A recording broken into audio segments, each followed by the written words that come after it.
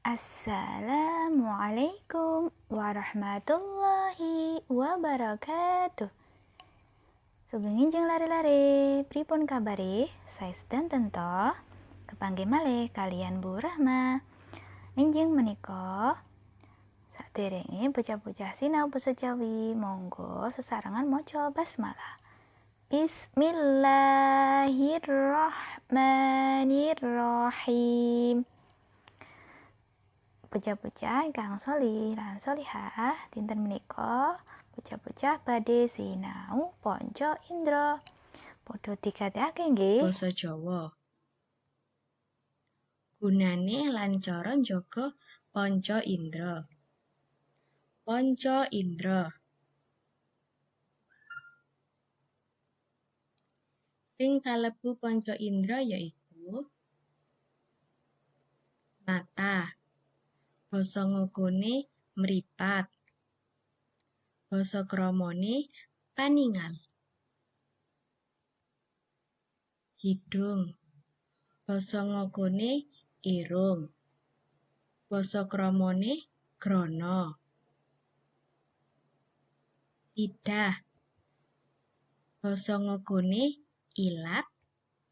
Basa kramane lidah. Telinga.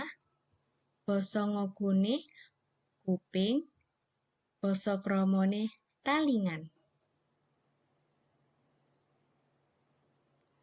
Kulit. Basa ngogone kulit.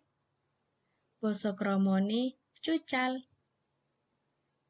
Gunane panca indra.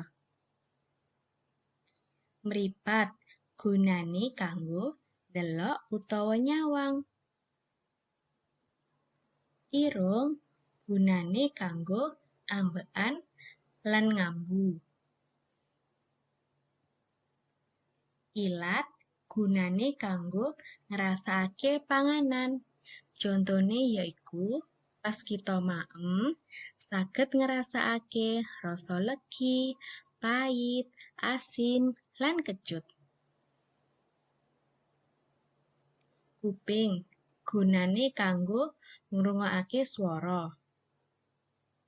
Kulit gunane kanggo ngrasakake objek sing alus lan kasar.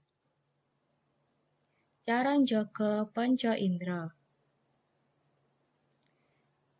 Mripat carane njaga yaiku nomor setunggal ora pareng cedak-cedak yen ndelok TV. Nomor kalih maca buku kudu ing panggon sing padhang.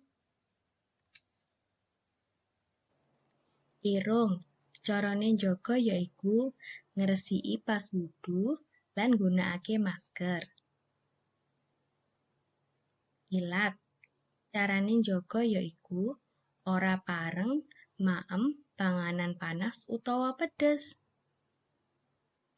Kuping carane njaga yaiku ora pareng ngrungokake swara banter lan rajin ngresiki. Ngresiki kuping kudu ngati-ngati, kudu direwangi ibu. Ora pareng ngresiki jerone kuping nganggo piranti sing landhep. Utawa diresiki dokter THT. THT yaiku telinga, hidung, tenggorokan. Kulit carane njaga yaiku sedina siram kaping pindho. Iki tugase lare-lare, ampun ngantos kesupen nggih tugase dipun sukani nami kelas lan tanggal. Matur nuwun. Wassalamualaikum warahmatullahi wabarakatuh.